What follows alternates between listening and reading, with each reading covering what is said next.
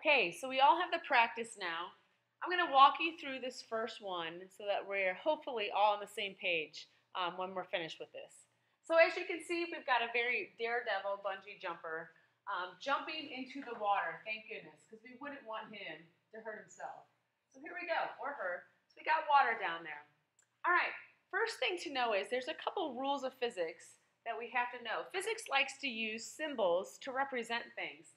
So in this case, we've got this arrow here, I'm highlighting in red, and the arrows are showing us that the guy is moving at those points. He's moving at 1, he's moving at 2, he's moving at 3, but he is no longer moving at 4, all right? Or else he'd go underwater, and we don't want that to happen.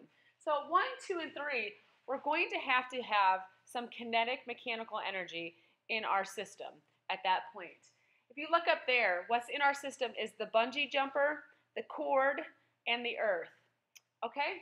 So the first thing I want you to do when we're doing pie charts is think about the energies associated at each point. All right, if we look up here, our bungee is not stretched right now, so we will not have potential elastic energy. But he's in the air, so because he's in the air, we know he's going to have potential gravitational energy. So I'm going to list that energy right underneath it, PEG. Now, he also has the arrow, so we know that he is moving as well. So I'm going to list KEM in addition to that. Okay, so we've got PEG and KEM. Now, a lot of people get stuck on the first pie because they don't know how much to make it. It doesn't totally matter yet. It will matter what we do on pie 2, pie 3, pie 4. But here's the deal. Let's think about this. He's way up in the air right here. He's at his highest point that we have pictures of. So do you think he would have a lot of potential gravitational energy or a little bit? The answer is, at this highest point up here, he's going to have a lot of potential gravitational energy. So here's what I'm going to do. I'm going to give him a lot. And you might have given him half. I'm going to give the potential gravitational energy 3/4 of our pie. Remember, there's 100% of energy in every pie. So we've got 3/4 of the pie as potential gravitational energy, and I got to give the other quarter here to something else.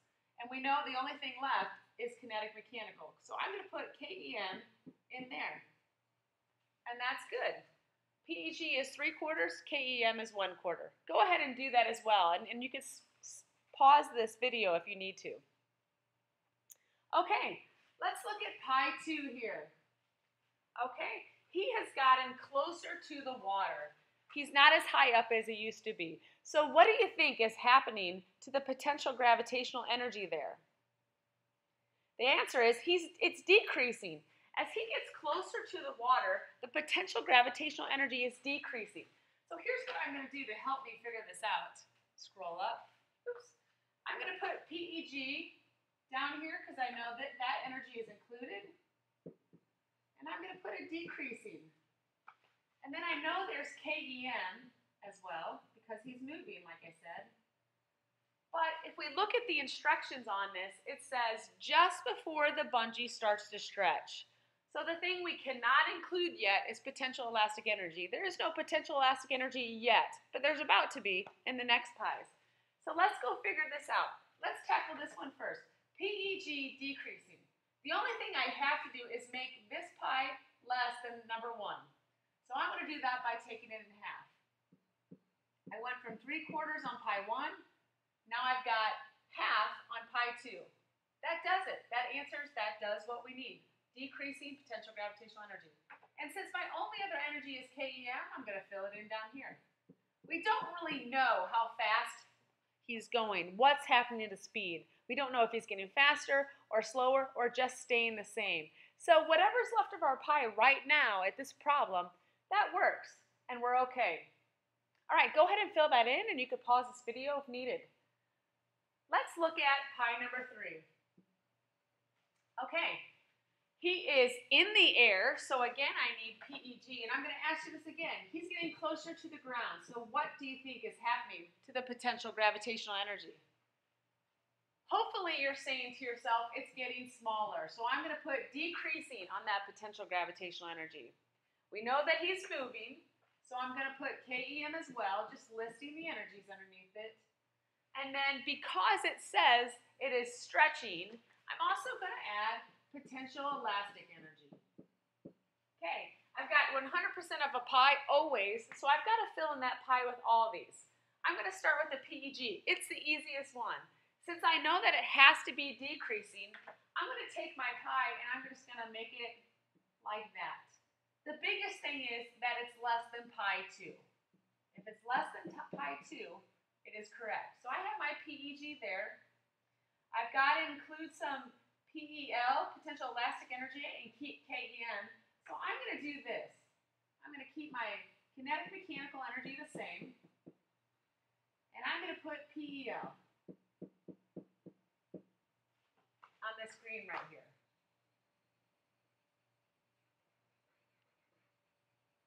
Go ahead and do yours as well.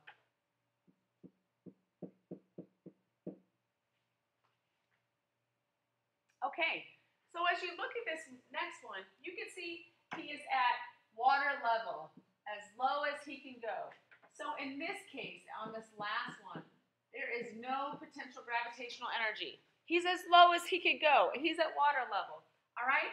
Guess what else there is? There's no arrow. Because there is no arrow, it cannot have kinetic mechanical energy.